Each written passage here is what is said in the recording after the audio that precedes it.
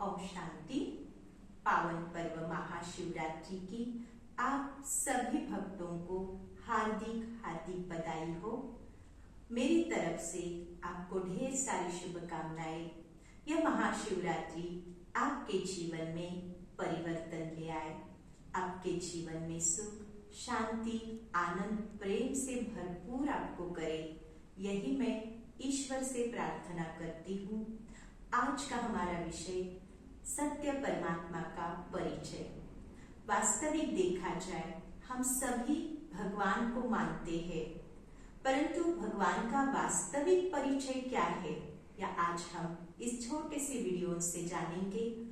आज आपके सामने जो शिवलिंग रखा है, तो शिवलिंग यानी शिव परमात्मा, शिव यानी कल्याणकारी, निराकार, ज्योतिर्बिंदु स्वरूप।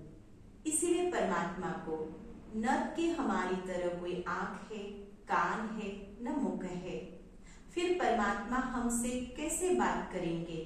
तो हमेशा शिव के मंदिर में शिवलिंग के आगे नंदी दिखाए जाते हैं।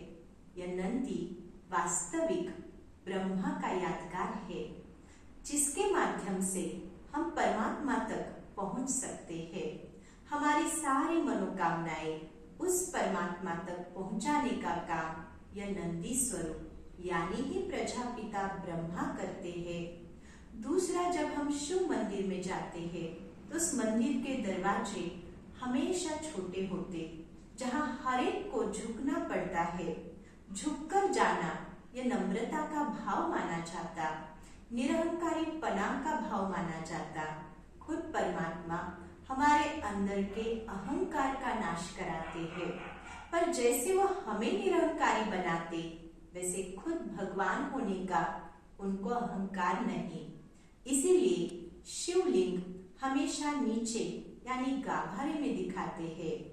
हम शिव को हमेशा आधी ही प्रदक्षिणा लगाते हैं, आधा ही फेरा लगाते।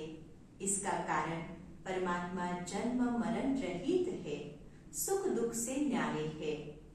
तीसरी बात, हम शिव के ऊपर हमेशा त्रिदल यानी बेलपत्र चढ़ाते हैं। बेलपत्र चढ़ाने का कारण इसमें 3 पत्ते हैं, जो है ब्रह्मा, विष्णु और महेश का स्वरूप। यह तीनों देवताएं परमात्मा के ऊपर अर्पण हुए। वह हमें भी सिखाते कि हमें भी अपने तन से, मन से और धन से परमात्मा के ऊपर अर्पण होना चाहिए और सच्चा दर्पण बनना है।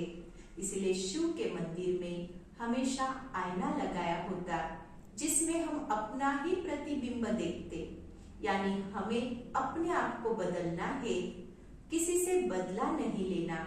यही हमें सीख मिलती है। इस तरह धतूरे का फूल यानी अक का फूल भी चढ़ाया जाता, जो बहुत ही कड़वा होता है। वास्तविक हमारे मन के अंदर भी जो कड़वाहट है, वह हम परमात्मा के ऊपर अर्पण करें। चावल भी हम चढ़ाते, चावल ये स्वच्छ होता है।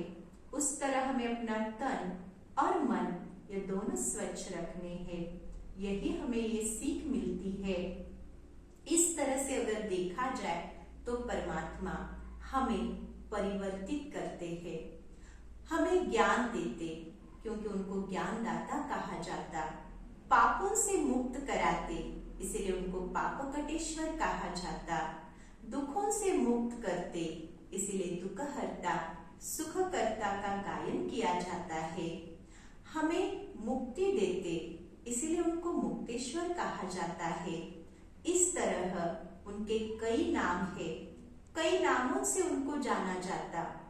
अनेक धर्मों के अंदर भी किसी ने अल्लाह, खुदा, गॉड, ईश्वर या भगवान कहा। जब भी हम भगवान कहते तो कोई भी मूर्त हमारे सामने नहीं आती। जैसे श्री कृष्ण कहा तो मूर्त दिखाई देती। क्यों? क्योंकि भगवान को हमारे जैसा शरीर नहीं, वह अशरीरी विदेही है। इसी तरह हम वे आत्मा देह से न्यारे है।